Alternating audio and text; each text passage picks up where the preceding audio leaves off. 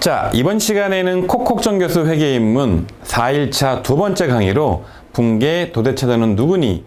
자, 그 내용의 핵심인 바로 오늘은 붕괴에 대한 공부를 한번 해보도록 하겠습니다. 자, 우리가 지난 시간에 복식 회계의 개념과 차변, 대변을 공부했죠. 그 내용을 바탕으로 해서 붕괴를 공부해 보도록 하겠습니다. 자, 먼저 붕괴의 개념인데요. 먼저 붕괴라는 단어의 사전적인 의미부터 알아보도록 하겠습니다. 사전을 찾아보면 붕괴가 저렇게 한자로 나옵니다. 저 분, 영어로는 이렇게 써 있죠. journalizing. 자, 저 분자의 한자가 무슨 뜻일까요? 바로 나눌 분, 나누다는 뜻이고요. 이 개자란 단어는 여러 가지 의미가 있는데 끼워 넣다, 끼워들다 이런 의미를 가져요. 그래서 여러분 공인중개사의 그 중개사의 그 개자가 중간에 끼어들어서 이렇게 연결해준 역할을 한다는 뜻인 거잖아요. 이게 무슨 뜻일까요? 나누어서 끼워 넣다라는 의미를 갖지 않습니까? 자, 말을 바꿔보면 나누어서 기입한다 이런 의미를 갖습니다. 여러분 이게 회계이다 보니까 부기이다 보니까 이 나누어서 어디에다가 기입을 할까요? 바로 장부에 기입을 하겠죠? 무슨 뜻일까요? 자, 저랑 잠시 뒤에 어떻게 나누어 기입하는지 공부하도록 할게요. 자, 그 다음에 journalizing이라는 단어는 영어로 무슨 뜻이냐면 분계장에 적어넣다 라는 의미를 가져요. 근데 여기 지금 붕괴라는 단어가 나와서 붕괴가 뭔지를 공부해야 되는데 분계장에 넣는다고 하니까 아직 우리가 분계장을 공부를 안 했잖아요. 참 어려운 개념이긴 해요. 근데 아무튼 요 한자와 영어 단어의 두 의미를 해석을 해보면 뭔가 장부에 집어넣는데 나누어서 넣는 걸로 보여지는 거죠. 근데 여러분 저랑 지난번 강의에서 차변과 대변으로 나누어서 거래 처리한다는 공부를 했었죠.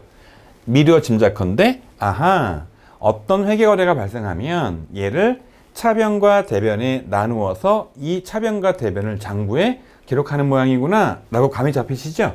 자, 이거를 그럼 저랑 구체적으로 교과서적으로 한번 표현해 보겠습니다. 자, 붕괴란 땡땡땡을 자, 무어와 무어로 나누어 장부에 넣는 일종의 기법이다 라는 겁니다. 이거 뭘까요? 자, 회계 거래를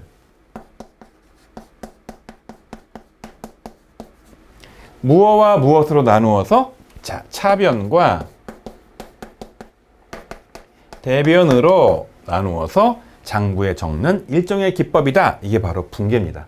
여러분 따라서 제가 이번 4일차 강의에 붕괴를 공부할 때 먼저 1강으로 제가 차변, 대변의 개념과 복식 회계의 공부를 했었죠. 그 설명한 이유는 바로 이거를 설명하려고 그런 거고요. 그럼 저랑 이제 구체적으로 어떻게 회계 거래를 차변과 대변으로 나누어서 장부에 적는지 그 구체적인 기법을 알아보도록 할게요. 자, 이제 다음 페이지를 보시면 붕괴와 전표 작성이란 말이 나오는데요. 어떤 거래가 발생하면은요. 거래를 차변과 대변으로 나눈 뒤 거래에 대한 간단한 설명과 함께 관련 증빙을 구비해서 별도로 보관하는 그런 절차를 취하게 돼 있어요. 자, 보시는 것처럼 뭐랑 뭐를 나눈다고요? 거래를 차변과 대변으로 나누고요. 어떤 거래를 하면 이 거래를 할 때 그냥 막 하는 게 아니라 사전에 결제도 받고 또 거래를 하면 거기에 세금계산서나 아니면 어떤 현금 영수증이나 영수증들이 또 나오잖아요. 그래서 이 거래에 대한 간단한 설명하고요. 관련 증빙을 구비해서 같이 보관하는 일종의 처리를 하게 되어 있는데 여기서 바로 붕괴의 개념이 나옵니다. 자, 근데 이렇게 말하면 이제 어렵기 때문에 제가 구체적인 사례 하나를 가지고 붕괴의 개념과 전표 작성 이야기를 하려고 합니다. 자, 사례를 보니까 날짜가 자, 뭐 2018년도면 18이라고 적으면 되는 거고요. 19년도면 19라고 적으면 되는 건데 제가 일전 설명드린 적이 있는 것처럼 이 강의를 찍는 날짜 이후에 이 동영상을 볼 수도 있기 때문에 구체적인 연도는 빼고 XX로 표시한다라고 설명한 적이 있죠. 어쨌든 4월 5일자예요. 이 날짜에 복사기 한 대를 10만 원에 현금 구입을 한 거죠. 자, 상식적인 거래입니다. 그럼 여러분 이거를 여기 보시는 것처럼 이제 별도로 보관하기 위해서 전표를 만들어야 되는데 여러분 이 전표란 단어는요. 한자로 전달하다는 의미를 갖고요. 표는 어떤 표, 도표라는 뜻이잖아요. 전표는 보시는 것처럼 거래의 내용을 전달하는 표라는 뜻이에요. 좀 어려운 내용이긴 하지만 그냥 회계 입문 단계에서는 그냥 개념만 잡아두시고요.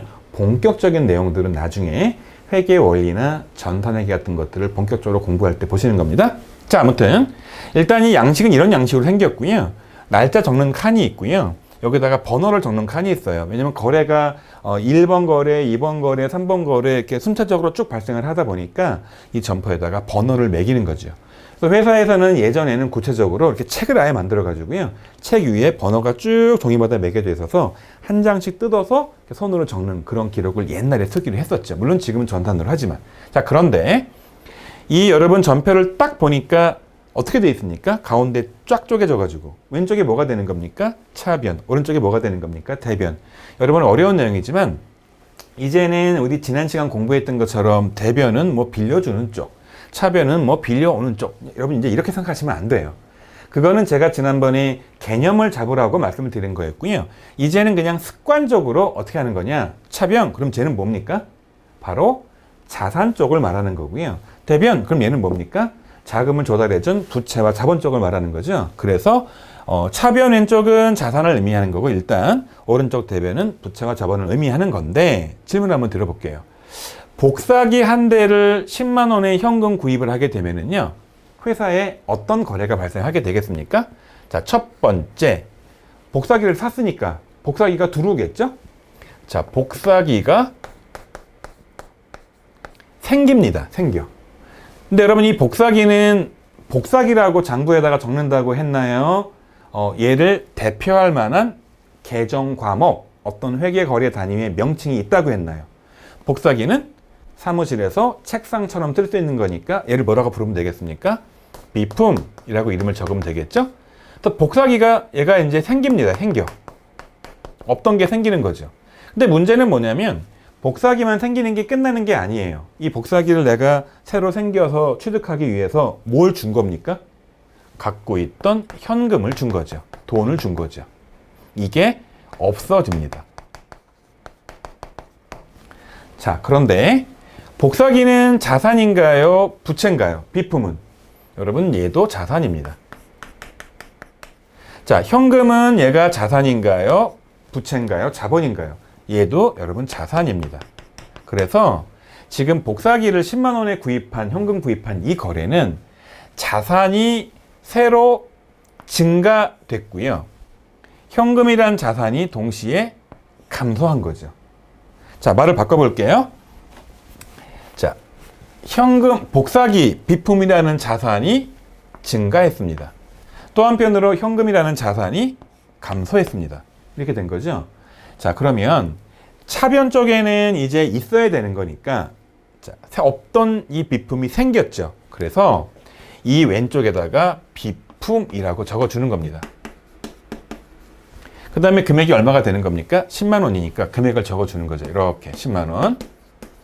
그 다음에 이제 이게 뭔가 보니까 복사기를 구입한 거잖아요. 왜냐하면 비품이라고 적어놓으면 이 비품이 복사기인지 컴퓨터인지 알 수가 없기 때문에 적요라고 해가지고 설명해주는 말을 적는 거죠. 복사기 구입 이렇게 적어주는 겁니다. 그럼 저 차변에 제가 적은 내용은 보면 저 내용을 보면 뭘 알 수가 있냐면 회사에 없던 자산인 비품이 새로 생겼구나, 증가했구나 라고 알 수 있는 거죠. 근데 동시에 우리 앞전에 공부했던 것처럼 대차평균의 원리라 그랬잖아요. 차변만 기록하면 되는 겁니까? 차변 대변 같이 기록해야 되는 겁니까? 이런 식으로 얘만 기록해 주면은요. 재무제표에서 자산만 늘어나고 그러니까 차변만 늘어나고 대변은 안 늘어나잖아요. 부채 자본 쪽은. 그러니까 이쪽에서는 금액이 안 바뀌니까 차대가 다르겠죠. 차변 대변이. 그러면 대차평균이 평균이 되는 게 아니라 불일치해 버리잖아요. 안 돼요. 대변에 뭘 적어줘야 돼요. 그런데 여러분 대변에 뭘 적어줄까요? 있던 자산이 없어졌죠. 그래서 여기다 적는 겁니다. 현금 10만 원 적는 거죠. 근데 10만 원을 왜 이제 적나 보니까 복사기를 구입한 거죠. 복사기 구입.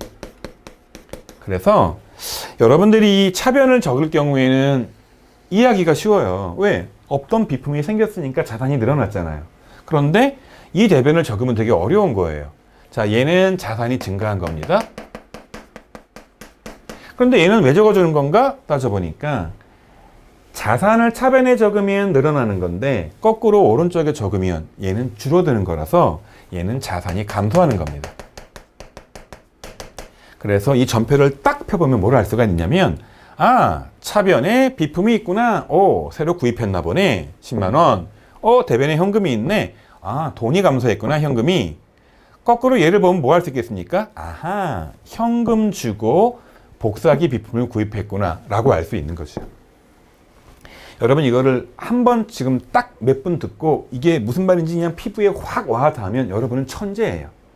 자, 저도 옛날에 이거를 공부할 때 처음에는 말이 되는 것 같은데 덮고 다시 보면 또 모르겠는 거예요. 그래서 여러분 이 붕괴를 끊는 차변, 대변 끊는 거, 특별히 이렇게 대변에 적어서, 원래 자산은 차변에 적는 거잖아요. 근데 대변에 적으면 거꾸로 마이너스로 줄어드는 거잖아요.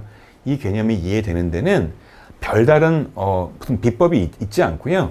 자꾸 심혈을 기울여서 보다 보면 이 내용이 이제 피부에 와 닿을 겁니다. 제가 여러분 이래서 이 4일차 강의 붕괴를 4개로 쪼갰다 그랬죠. 그래서 이번 두 번째 강의 말고 세 번째, 네 번째 강의는 이러한 붕괴를 좀 더 많이 보여줘서 여러분 피부에 익힐 수 있도록 제가 할 겁니다. 자, 이렇게 이제 하나 제가 설명을 드렸고요. 이제 이걸 바탕으로 해서 자, 저랑 추가적인 한번 공부를 한번 하도록 할게요. 자, 이렇게 이제 붕괴가 발생을 하면은요, 얘를 이제 붕괴를 표시를 해야 되는데 어떤 식으로 붕괴 표시하는지 저랑 이 붕괴 표시 방법에 대한 공부를 할 거예요. 자, 표시하는 방법에는 크게 3가지가 있어요. 첫 번째 방법입니다. 여러분 좀 전 거래가 현금을 주고 그 다음에 비품을 구입하는 거래였죠. 그래서 차변에 뭐가 늘어나야 되는 겁니까? 차변에는요, 비품이란 금액이 10만 원 늘어나야 되고요. 대변에는요, 현금이 10만 원 감소해야 되는 거예요.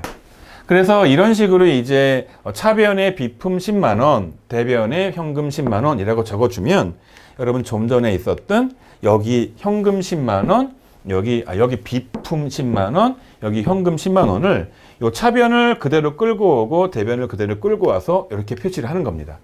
자, 차변에 비품 10만 원, 대변에 현금 10만 원. 그런데 차변이란 단어와 대변이란 단어를 다 쓰기가 되게 번거롭잖아요. 그래서 이렇게 쓰기도 합니다. 자, 비품 10만 원. 그 다음에 자, 현금 10만 원. 이렇게 적기도 한답니다. 자, 그런데 차하고 대도 쓰기가 너무 귀찮을 수 있잖아요. 왜냐면 회계 공부를 막 이렇게 하다 보면. 그래서 보시는 것처럼 아예 이렇게 쓰는 겁니다. 그냥 비품 10만 원. 그 다음에 현금 10만 원. 근데 이렇게 적으면 일반인들이 헷갈릴 수 있어요. 도대체 우리가 봐도 이게 뭐야? 그래서 가운데 이렇게 찍 선을 긋습니다. 그래서 비품이라고 적고 10만 원 적고 현금이라고 적고 10만 원 적고 가운데 찍 그면 여기는 뭘 의미하는 겁니까? 차변이다 라는 위의 의미를 갖는 거고요. 대변에 있는 부분 무슨 의미를 갖는 겁니까? 대변이다 이런 의미를 갖기 때문에 실제 실무에서는 이렇게 하지 않아요. 실무에서는 뭐 하는 겁니까? 좀 전 만들어 보여드렸던 자, 이러한 형태의 전표를 만들어서 처리를 하는 거고요. 이 전표 뒤에다가 증빙을 붙여서 처리를 하는데 우리 회계 공부 차원에서는 이 전표를 매번 만들 수가 없잖아요. 공부하는데. 그래서 실제 공부할 때는 요런 식으로 책에 쓰거나 이제 노트에 쓰면서 공부하는 식으로 이러한 기법들을 회계학 공부하는 차원에서 만들었다는 겁니다. 자, 그래서 이제 대부분의 회계책들은 좀 전 전표는 그냥 구경을 한번 보여주고 실제 거래가 발생할 때마다는 요 3가지 중에 한 가지. 이건 너무 없어 보이니까요. 그냥 혼자 공부할 때만 이렇게 하는 거고 교과서에는 대부분 다 차변이나 또는 차같이 이렇게 방법 1이나 2로 붕괴를 표시하고 있습니다. 역시나 여러분 이 강의를 듣고 나면 이 피부에 확 와닿지가 않을 수 있어요. 처음 회계 입문 걸음마 단계에서는 걱정하지 마시고요. 저랑 아직도 공부를 더 해야 하고요. 7일 공부를 다 끝내고 나면 이제 이 정도가 피부에 와 닿을 겁니다. 자, 이 정도 공부 이제 했으면은 저랑 구체적으로 이제 붕괴로 인한 재무제표의 변동과 몇 가지 연습들을 한번 해보도록 할게요. 자, 이제 보니까 거래가 발생을 했는데요. 아까 봤던 복사기 구입이죠. 복사기 한 대를 10만 원에 현금 주고 구입하면 자, 이 붕괴 때문에 이 거래 때문에 재무제표가 어떻게 바뀌나를 공부해 보려고 해요. 자, 저랑 좀 전에 공부했죠. 이런 거래가 발생하면 붕괴를 먼저 끊어야 된다고 하죠. 정확히는 원래 붕괴를 작성하고 기입하는 건데 그냥 회계 공부하는 분들이 은어처럼 쓰는 말이 붕괴를 작성한다라는 말을 다른 말로 붕괴를 끊는다. 어떤 서류를 만든다는 단어의 약간 은어적인 표현, 이게 바로 이제 끊는다인데요. 붕괴를 어떻게 끝나? 저를 한번 보도록 하겠습니다. 복사기 한 대를 10만 원에 현금 구입하면 붕괴를 해야 되는데 처음 공부할 때 되게 막막해요. 그래서 이 생각부터 먼저 하셔야 되는 거예요. 전표를 만든다 가정하면 차변에 뭐가 들어가고 대변에 뭐가 들어가나 생각을 한번 해보셔야 되는 거죠. 자, 다시 한번 복습이에요. 복사기 한 대를 현금 주고 구입하면 어떤 항목이 생기나요? 복사기가 생기겠죠. 근데 복사기는 다른 말로 뭐라고 부르는 거냐면 비품이라고 부르는 거 아니에요? 그래서 비품이 생기겠죠. 또 한편으로 이걸 현금 주고 샀으니까 현금이 줄겠죠. 그래서 두 개의 개념 과목을 떠올리시고요. 생기는 거는 자산에다 적고요. 차변에다가. 없어지는 자산은 반대편인 대변에 적어야 되니까 자, 원래 제대로 적으면 차변, 대변 적어야 되는데 칸이 좁기 때문에 제가 아까 약식 방법을 쓰도록 하겠습니다. 비품을 적는 거죠. 10만 원. 그리고 이렇게 찍 긋고요. 여러분 참고로 찍 긋는 걸 밖에다 적으면 안 돼요. 살짝 안쪽에 적어야 돼요. 여기다 현금을 적는 거죠. 10만 원. 이렇게 붕괴 작성을 한번 해보고요. 이렇게 작성된 붕괴가 재무제표에 어떻게 영향을 미치는지 보도록 할게요. 자, 근데 이거 둘 다 자산이지 않습니까? 자산이니까 재무상태표만 있으면 될 것 같고요. 여기가 자산이고 부채고 자본인데 부채와 자본에는 영향을 미치지 않으니까 제가 약간 우측으로 이렇게 비껴서 약식으로 그려놨고 여기다 적으면 되겠죠? 자, 여러 가지 계정 과목이 있는 거예요. 현금 먼저 적어볼게요. 현금이 10만 원 적히겠죠? 그 다음에 여러 항목들이 있지만 이 중에 이제 자, 현금이 있겠죠? 근데 이 중에 이제 10만 원 금액이 이렇게 있겠죠? 그 다음에 여러 항목들이 되게 많은데 그 이후에 비품이 있겠죠. 또 10만 원이 이렇게 있겠죠. 여러분 근데 다시 말하지만 비품이 차변에 있단 말의 의미는 자산이 증가한 거고요. 자, 눈으로 봐도 비품을 구입했으니까 생겼겠죠. 증가했겠죠. 그런데 현금 주고 샀으니까 돈이 나가버린 거잖아요. 자산이 줄어든 거죠. 그래서 얘는 줄어들었겠죠.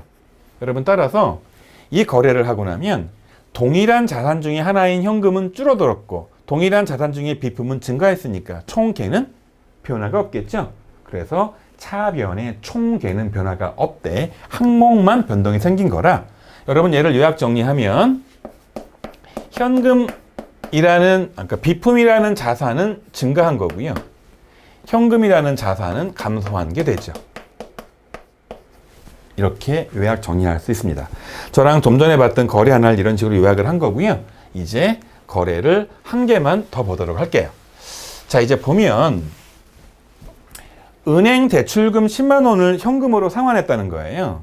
자, 저랑 한번 붕괴를 먼저 끊어야 되는데 붕괴 작성을 해야 되는데 어떤 항목이 변화가 생길까요? 이 거래를 하고 나면. 자, 먼저 대출금을 현금으로 상환하면 차입금의 변동이 생깁니다. 차입금을 갚았기 때문에 이 대출금, 차입금이 줄어드는 거죠. 또 한편으로 이 차입금, 대출금을 현금으로 상환했기 때문에 금고에 있던 현금도 줄어들겠죠. 지금 이 현금은 자산이고 이 차입금은 부채인데 둘 다 줄어든 거죠. 자산이 증가할 때는 왼쪽 차변에 표시를 하고 거꾸로 감소할 때는 오른쪽 대변에 표시해야 되니까 붕괴 작성할 때는 먼저 여기에 현금이 대변에 이렇게 10만 원 표시가 되게 됩니다. 자, 차변에 현금이 들어가면 안 되고요. 이건 증가하는 거니까 거꾸로 반대편인 대변에 표시를 해야 현금이 줄어드는 거고요. 또 한편으로 이 차입금인 부채는 원래 대변에 오른쪽에 있어야 되는 건데 감소가 할 때는 거꾸로 차변에 적어주면 되니까 여기다가 차입금을 적어주면 됩니다. 여러분 따라서 이 붕괴를 이제 재무상태표 표시를 한번 해보면 현금이 줄어들었고 차입금이 줄어들었죠. 현금은 여기 있는 거고 수많은 계정 과목 중에 처음 있는 게 현금인데 여기 10만 원이 들어가는 건데 이 10만 원은 증가합니까? 감소합니까? 감소하게 되는 거죠.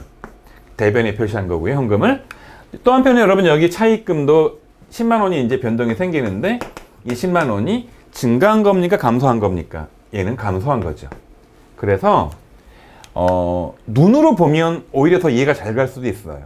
이런 식으로 은행 차입금, 대출금 10만 원을 갚으면 이 차입금이 줄어드는 거고요.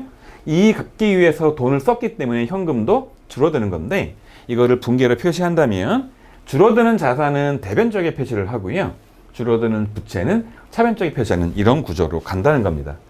자, 근데 어떤 분이 저한테 이런 질문을 하는 거예요. 이 분계를 저렇게 표시하지 말고 이렇게 하자는 거죠.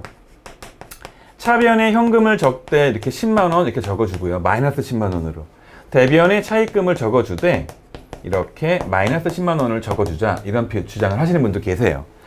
차변 쪽에 현금을 마이너스 10만 원 줄여라. 그럼 더 얘랑 이해가 잘 가는 거 아니냐. 보시면 현금 자산이 10만 원 줄었는데 자, 차변에 10만 원 줄어든 거죠. 보시면 대변의 부채가 10만 원 줄어드는데 자, 대변의 분계 부채 10만 원 줄어든 거죠. 마이너스니까. 이렇게 했으면 좋겠다라는 겁니다. 저는 개인적으로 이렇게 주장하시는 분들의 생각이 굉장히 호기심이 많은 긍정적인 사고라고 생각을 합니다. 그런데 회계를 이제 약속한 이 사회적인 약속은 어떻게 되어 있냐면 숫자를 적을 때 이렇게 마이너스를 적지 않습니다. 무조건 플러스로 표시를 해야 되다 보니까 이 마이너스를 플러스로 바꾸려고 그러면 우측으로 옮겨서 대변에 이렇게 표시를 해야 되고요. 자, 우측에 있는 차입금 마이너스를 없애려면 왼쪽 좌변으로 옮겨가지고 이렇게 플러스로 바꿔야 되다 보니까 자, 이제 이렇게 약속을 해서 익히시면 되는 거예요, 몸에. 차변이 발생하면 차변에 플러스로 적어주고요. 차변이 감소하면 이렇게 차변에 마이너스 적는 게 아니라 오른쪽으로 이항을 해서 대변 쪽에 차변을 적어주게 되고요. 자, 대변에 부채가 발생하면 오른쪽에 적어주면 되는데 이렇게 부채가 감소하면 대변에 마이너스 적는 게 아니라 차변 쪽에 옮겨서 마이너스를 표시한다. 여러분 이렇게 자꾸 약속을 몸에 익히셔야 됩니다. 자, 결국은 여러분 이 정리를 하면은요. 이 거래를 통해서 자산은 현금이란 자산은 어떻게 된 겁니까? 감소를 한 거고요. 또 차입금이라는 부채가 이렇게 감소하는 그런 거래가 되는 겁니다. 여러분 저랑 사례 1번과 사례 2번을 통해서 자산과 부채 같은 것들의 변화를 공부를 했는데 저랑 이제 구체적으로 이거 말고요. 거래 안에는 수익이나 비용, 다른 말로 매출 같은 수익이나 이자 받는 수익 같은 거나 급여를 지급하거나 각종 비용들을 지급한 항목들도 있기 때문에 이제 이거 말고 수익과 비용에 영향을 미치는 거래도 분석을 한번 해봐야겠죠? 자, 그래서 저랑 다음번 내용으로 자, 그 내용을 공부해야 되는데 일단 저랑 이 관련 문제 하나 풀어보도록 할게요. 자, 문제를 보니까 이제 전산회계 2급 2017년도에 나왔던 문제입니다. 다음 거래에 대한 결합관계를 바르게 나타낸 것은 그랬죠? 단기 차입금 20만 원을 현금으로 지급했던 겁니다. 여러분 사실 이거를 두 가지로 풀 수가 있는 거예요. 먼저 이거에 대한 분계 한번 먼저 끊어볼게요. 단기 차입금 20만 원을 현금으로 지급하면 현금이 먼저 줄죠? 줄어드는 현금은 어디다 적어야 되는 겁니까? 현금이 자산에 적으면 차변 적으면 증가하는 거지만 대변 적으면 감소하니까 현금이 감소한 걸 이렇게 자 20만 원을 적어주면 되겠죠. 또 한편으로 차입금이 상환됐으니까 줄어들어야 되니까 부채는 여기다가 적는 거죠. 단기 차입금을.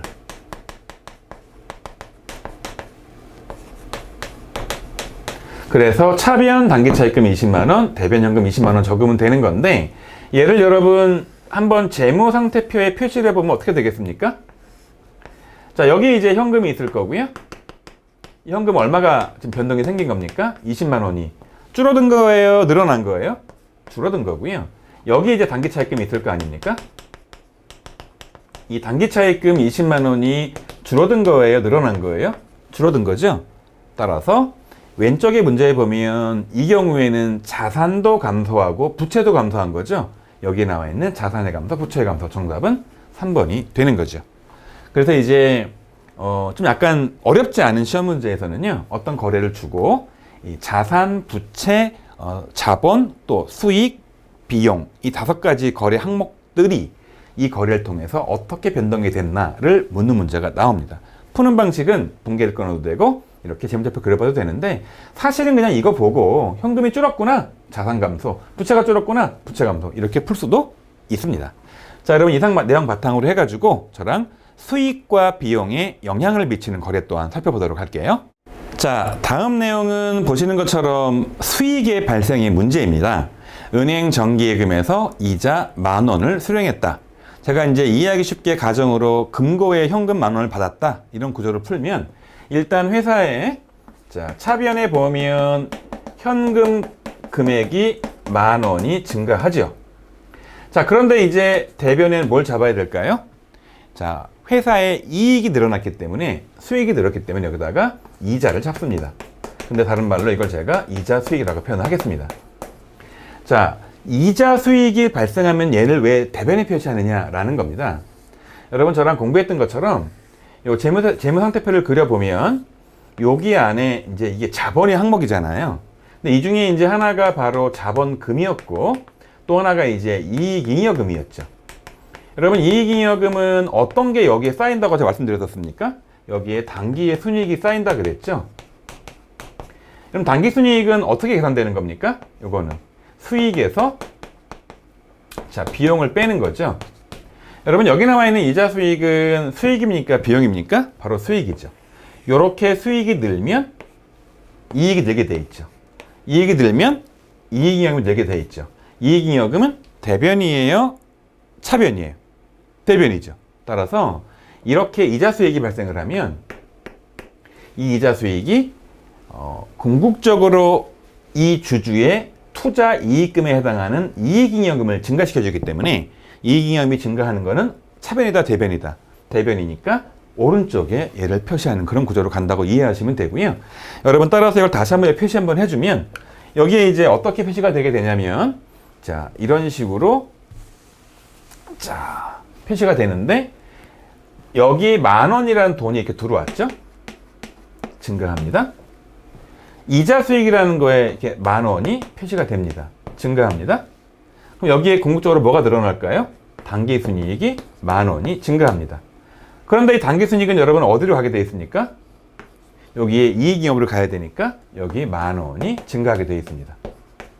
조금 아까랑 다르게 복잡한데 이렇게 수익이라는 것이 증가하게 되면 이렇게 순이익이라는 금액이 증가하게 돼서 결국은 이렇게 이익잉여금이 증가하게 되면서 동시에 회사에 돈, 현금이 들어오는 거니까 궁극적으로 이 수익 발생에 대해서는 자산 증가와 자 오른쪽에 이익잉여금 증가로 재무상태표가 정리가 되는 거고 이 이익잉여금 증가는 결국은 단기순이익 증가로 영향을 미치기 때문에 이런 식으로 영향을 미쳐서 결국 이걸 정리를 하면 회사의 자산도 증가했고 회사의 이익잉여금 증가한 건데 이익잉여금 요거 다른 말로 뭐라고 부르는 겁니까? 이 부분은 바로 자본인 거죠. 그래서 이 자본도 증가하는 거죠. 그리고 이제 자본이 증가하게 된 원천을 보니까 수익이 증가한 거죠. 수익이 증가한 거죠. 이런 구조로 표시할 수 있기 때문에 결국은 수익 같은 것들이 발생하면 아까랑 다르게 수익이라는 것도 영향을 미치고 자본도 영향을 미치고 다시 자산도 영향을 미치는 그런 구조로 가게 되어 있습니다. 자, 지금 수익 발생한 케이스이고요.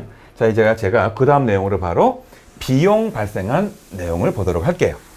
자, 아까 내용이랑 다르게 이번에는 비용이 발생된 거죠. KTX 비용 50,000원을 현금으로 지급했다라는 겁니다. 자, 이렇게 여러분 현금을 지급하게 되면 대변부터 적는 게 좋아요. 왜? 현금이 줄어들었으니까. 얼마가 줄어든 겁니까? 이렇게 50,000원이 줄어든 거죠. 근데 역시도 금액은 50,000원을 적어야 맞는 거 아닙니까? 그럼 뭐라고 여기다 이름을 적어야 될까요?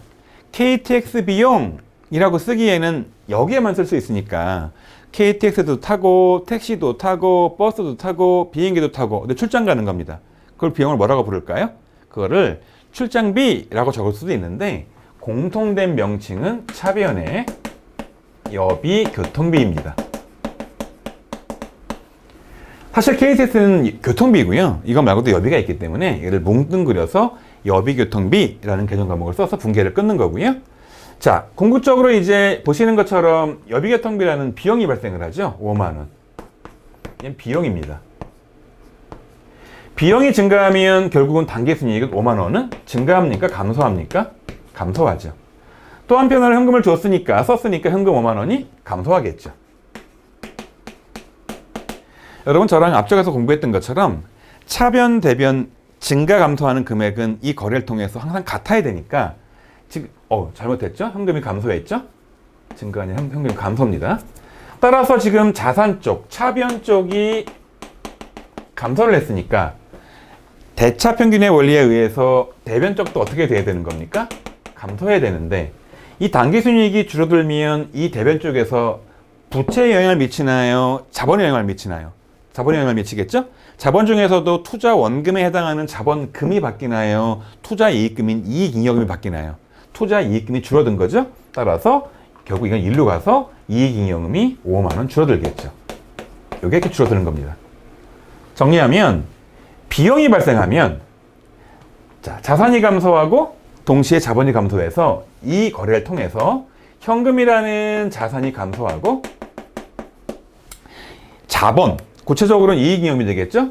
자본도 감소를 하고 그리고 비용은 발생하는 거죠.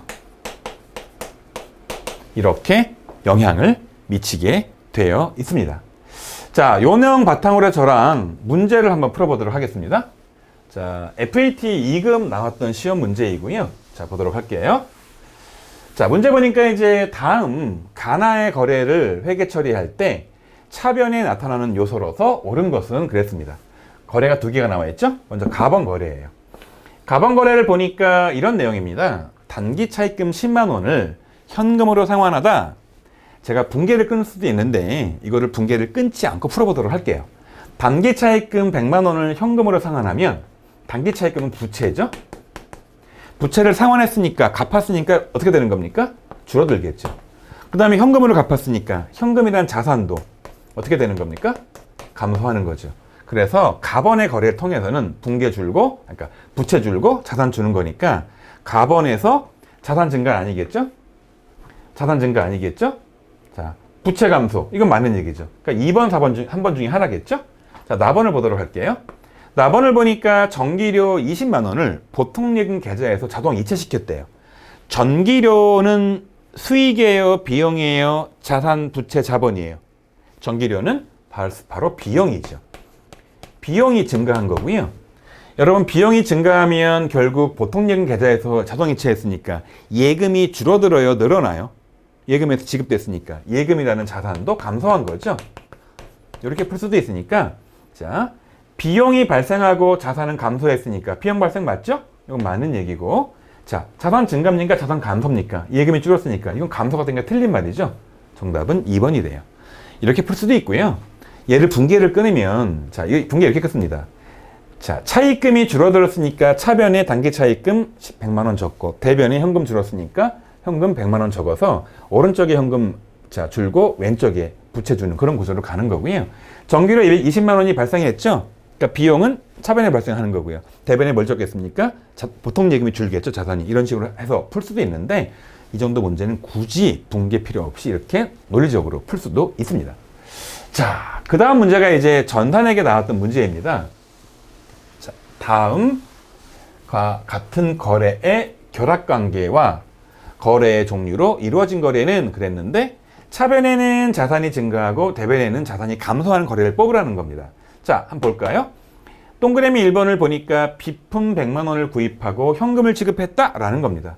여러분 그러면 비품을 구입했으니까 차변에 뭘 적어야 됩니까?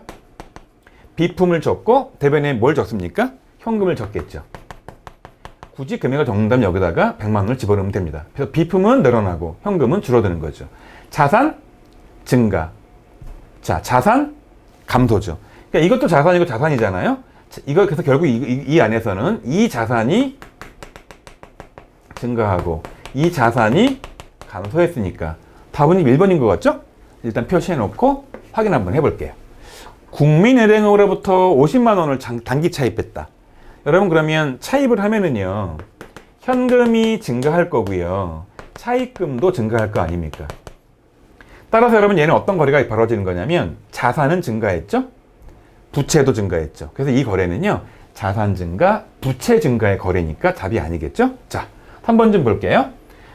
현금 500만 원을 출자해서 상품 매매업을 시작하다라는 겁니다. 현금이 회사에 들어왔죠. 그럼 현금이 들어올 거 아닙니까? 이렇게. 그리고 이 출자금이 들어온 걸 다른 말로 자본금이라고 부르잖아요.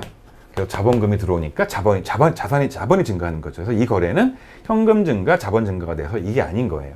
자, 네 번째 볼게요. 상품 200만 원을 외상으로 구입하다.